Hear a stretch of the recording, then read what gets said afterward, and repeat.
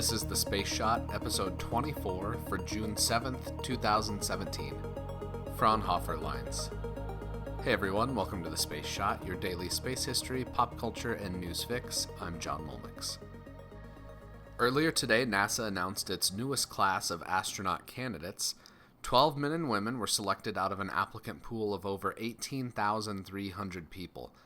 Astronaut candidates Jessica Watkins and Matthew Dominic are Colorado natives, and I'm excited to know that there are people from my home state that are going to be doing great things in the coming decades with NASA. During the announcement at Johnson Space Center, Vice President Pence also officially announced that the National Space Council will be reestablished after nearly 25 years of inactivity. Historians and space policy experts have debated the effectiveness of the National Space Council since the influence that council wields varies with each administration. It will be interesting to see how the National Space Council operates under the Trump administration, and I'll be talking more about the history of the National Space Council and the National Aeronautics and Space Council in future episodes. A quick historical note for today. On this day in 1962, NASA leadership decided on which type of mission would be chosen for Project Apollo.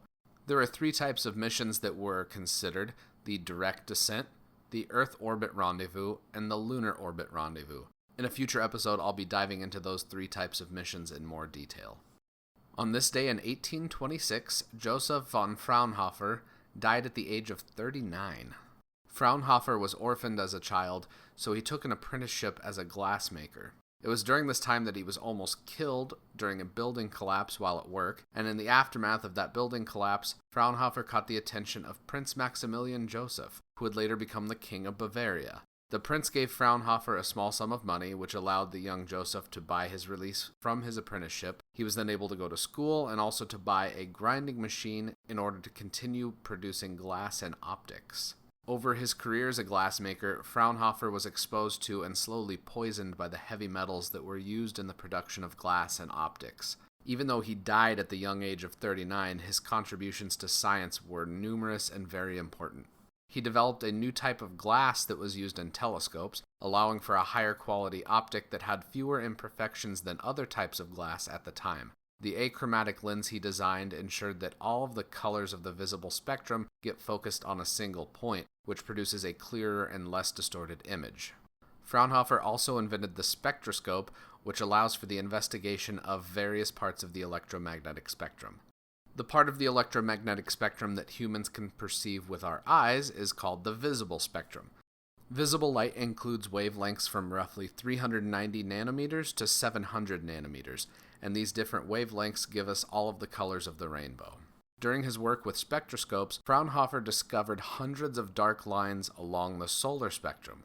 These lines were later shown to be atomic absorption lines some 30 years after his death.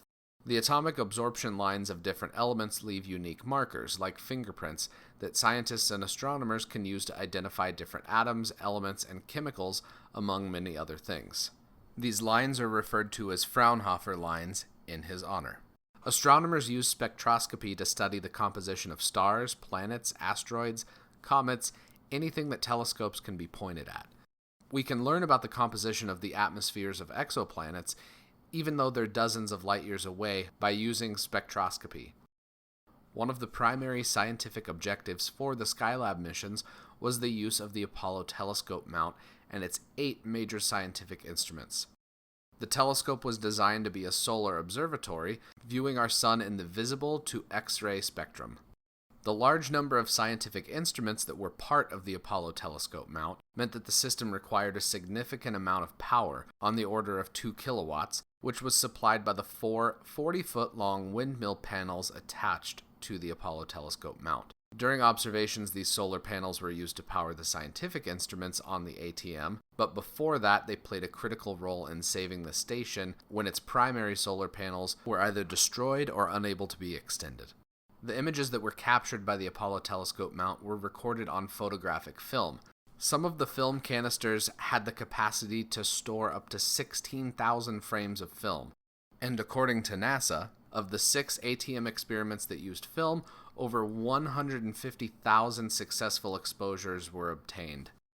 Astronauts were required to perform an EVA to change out the film canisters in the ATM. Fast forward to the International Space Station today, Those instruments are able to capture images and store the files digitally, eliminating the need for spacewalks and also speeding up the process of getting images to the scientists that will be studying them. The NICER instrument that just arrived at the International Space Station as part of the latest SpaceX launch is a next-generation spectroscopy mission that will study neutron stars. Tomorrow, we've got some X-15 history and also a little bit about the Space Shuttle Atlantis and the STS-117 mission. I'm grateful that you've taken the time to listen to the show. It would mean a lot if you could leave a review on iTunes and on Google Play Music. If you know someone that loves space, history, or pop culture, please share the Space Shot on Facebook, Insta, Twitter, anywhere you connect with your friends and family. I'm John Molnix, and I'll catch you on the flip side.